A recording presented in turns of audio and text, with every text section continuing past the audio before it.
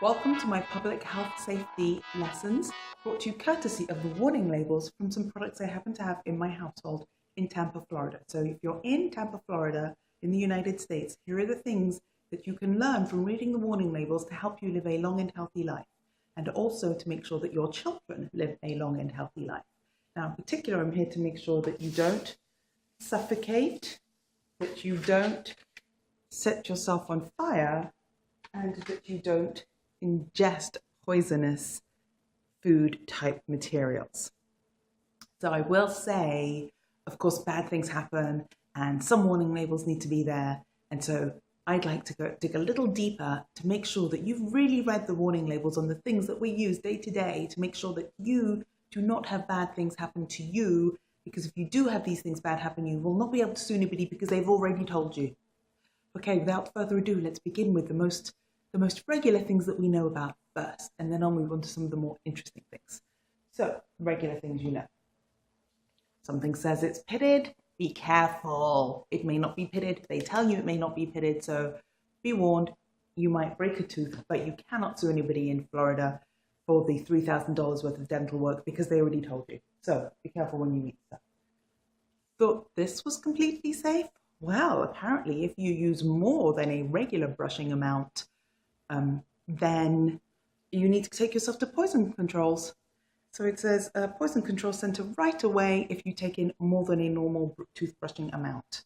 Also, for some reason, some toothpaste should not be for children over under 6. So no 6-year-olds eating this, and nobody eating this, otherwise called poison control. So there, if you just took a whole mouthful of toothpaste, get yourself to poison control. And if you're coming to the US on vacation, on holiday, then, just small amounts on your brush and you'll be totally fine. See, don't you feel safer already? So, other things in the dental department. So this may look like Listerine. It actually tastes and smells like Listerine, but they're very anxious to point out that it is not made by the makers of Listerine. Just a sidebar. But I would like to say that it doesn't say on it anywhere on here that if you drink more than a regular amount than used for general rinsing, that anything bad will happen to you. So toothpaste apparently is more dangerous than mouthwash. So you've been warned. Drink away. I wouldn't drink away, but it doesn't tell you anything really bad is going to happen to you there. Now, of course, if you drink too much of anything like this, bad things will happen to you. And this is your typical warning label. And this same label, of course, is on all of the booze that you buy here. So if you're in the US, just know, in case you didn't already know, that it may impair your ability to drive, operate machinery, and of course bad things will happen to your little baby if you are drinking this at the time. I will say this stuff is very good, and it's gluten-free in fact, but please drink responsibly. And I say that because when they have the alcohol ads on TV, they always print, please drink responsibly, after they've just done everything they can to encourage you to drink as much as possible, but you have to drink it in little pieces so you drink responsibly. So, general warning there. And this brings me actually to California, who really are much stricter than everybody else. I don't know if they pass more legislation, if they need more guidance on what to do in their lives, but if you walk into a hotel, as you're walking into the hotel in California, there will be a sign before you hit a restaurant or bar, just the hotel entrance, that has this exact same warning. So they just plaster it everywhere because the hotel needs to tell you versus just the bar or at the bar. I don't know. Anyway, the other thing that Californians are scared of is lead. I mean, everybody's scared of lead, right? It's bad stuff. But even in something like this, which is a pocket hose, oh my God, I love this thing, has lead, so it has brass things in here, and it also has some lead, and it says that the brass portion of the hose and the bonus nozzle contain lead known to the state of California, because remember, they know more than everybody else, to cause cancer, birth defects, and other reproductive harm. So anything that could ever possibly have lead, the state of California is out there making sure that you know better. So you see, they care about everybody in the US, not just about themselves. I also don't want you to set fire to yourself.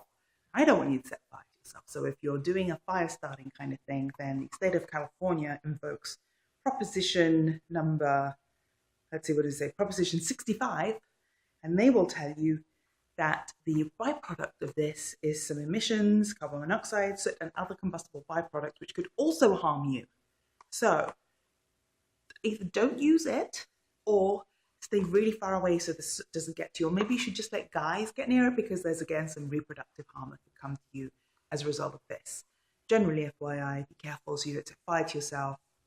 There, see, like I just saved you from setting fire to yourself and getting soot inhalation issues. Thanks, California, for your help there. So here's another fun guy. These guys, we always have these guys in the house. WD-40 is the best thing for everything. Look it up. It's like a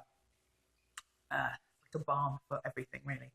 But, oh, I will tell you that I did actually learn something by reading about this, because it has a warning that says the following: electricity may burn hole in can and cause contents to burst into flames.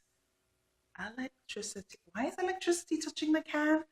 Oh, I get it. If you go on to read, it says avoid serious injury. Do not let the big big caps, touch battery terminals. Okay, now I get it. You're working on the car, you WD-40 the thing, you put the can on the battery, boom.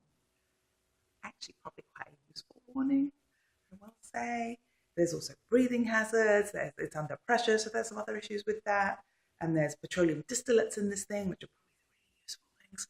And so generally, it's actually, you have to be a little more careful with this. But remember, just don't put it down on any useful surface that happens to have electricity anywhere near it.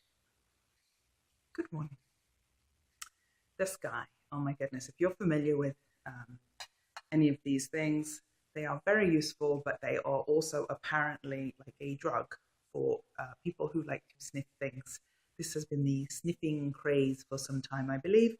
And, oh, it says, do not shake, do not shake. I just shook it, oh no. So it says, inhalant abuse public safety announcement. They've added something called a bittering agent to discourage inhalant abuse. In fact, the whole of this back of this can is a warning of some description or other. So here's my top tip. Don't inhale it. Don't try and crush it. Don't put it on anything electricity. I'm assuming it has some properties of a can like this one too, but it doesn't have the petroleum stuff in it. And don't leave it in sunlight.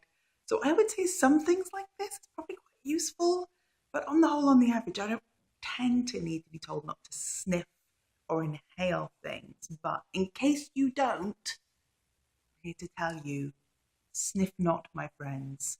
Sniff not, and you will have a longer, happier, healthier life.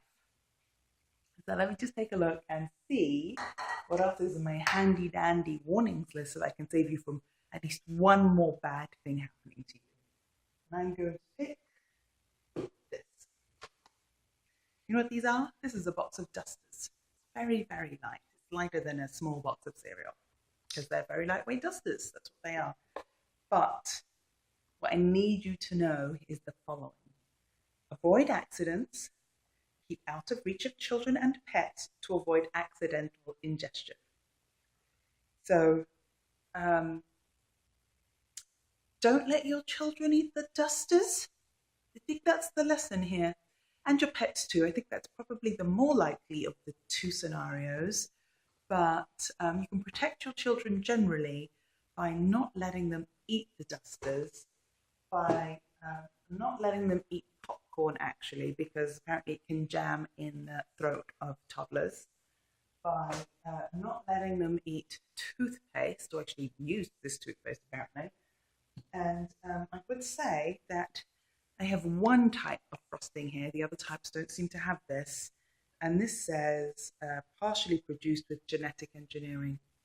So, yeah, maybe you don't want to give your children this particular type of frosting either. So, I hope that you don't need the warnings that come with the sparklers. But in case you do, basically it's this. Stand away from your clothes, away from your stuff, one at a time. I think hopefully I just prevented one more fireworks accident across the globe. So that's it, my friends. Here is how not to set fire on yourself, not to suffocate yourself, not to let things get in your passages in any which way. Don't eat things you shouldn't eat. Don't sniff stuff you shouldn't sniff. And then I think the warnings will have a legitimate use for you and keep you alive and healthy. And that's what will keep you alive and healthy in Tampa, Florida.